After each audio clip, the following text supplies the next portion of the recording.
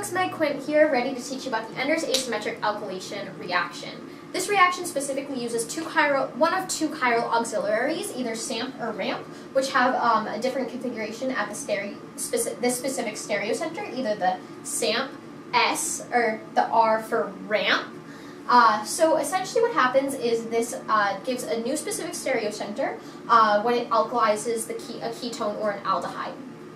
So what happens in a general sense, and we'll get into specifics with a mechanism in a few minutes, but you throw in SAMP or RAMP with your either ketone or aldehyde along with LDA, methyl iodide, and O3.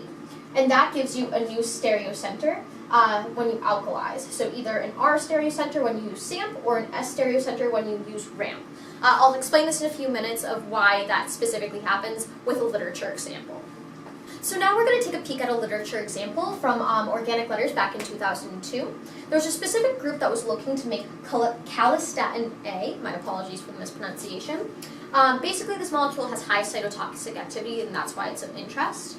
But I found this article particularly interesting to my reaction because it uses SAMP and RAMP multiple times to create new stereocenters. Specifically, these two stereocenters with the S stereochemistry were made using RAMP separately. And then there was a stereocenter made right here in the R version, and that used SAMP as the reagent. So we're going to specifically look today at this stereocenter creation using SAMP. So now we're going to look at one of the stereocenters in calistatin A, as promised. We're specifically going to look at this stereocenter here. I've drawn out part of the molecule so you can refer back to it and see why it is in the R configuration. And we're specifically going to use SAMP to do this. So we have our starting material, and there's a condensation that happens with SAMP to add it right where the carbonyl was. And then after that happens, we're going to have LDA come in, which I've written as just a base in general, and deprotonate the hydrogen to form an enolate, which is seen right here. So with nitrogen, E-enolates are favored. So as you can see, we have an E configuration right there. So they're trans to each other rather than cis to each other, these groups specifically.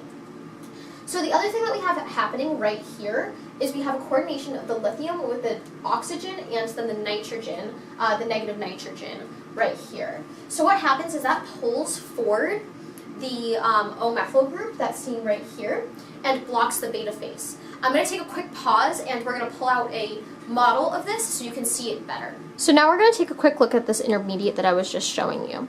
Essentially what's happening is you have your nitrogen right here and you have your O-methyl group right here. And in the center where my thumb is will be a lithium ion, which is going to coordinate with the nitrogen and the oxygen. So essentially what that does is that makes it hard. The beta face of this molecule is blocked, so you can't attack from the beta face. You have to attack from the alpha face, which is from behind, which then gives you control over your stereocenter. Conversely, if this was RAMP, the stereocenter right here would be reversed, so you would have blockage of the alpha face and you would have to attack from the beta face. But again, in this case, we have SAMP, so beta face is blocked and you must attack from the back. So now that you've seen the model and can understand why that beta face is blocked, we're going to have to attack from the alpha face, so from behind. So that happens with methyl iodide, and then you have O3, which gets rid of your SAMP and reforms your aldehyde right here. So as you can see, now we're in this R configuration, but it's a little bit weird because you still have the configuration of the E-enolate. So what happens is you rotate it all, and you have your methyl down here coming forward, but that's still in your R stereochemistry, that stereocenter, which is exactly the same of what we want and what was shown here in the molecule calistatin A. So just a quick reminder to remember whether you're using SAMP or RAMP. SAMP will give you an R stereocenter, RAMP will give you an S stereocenter, and gives you a lot of stereo-specific control that you can use for your syntheses.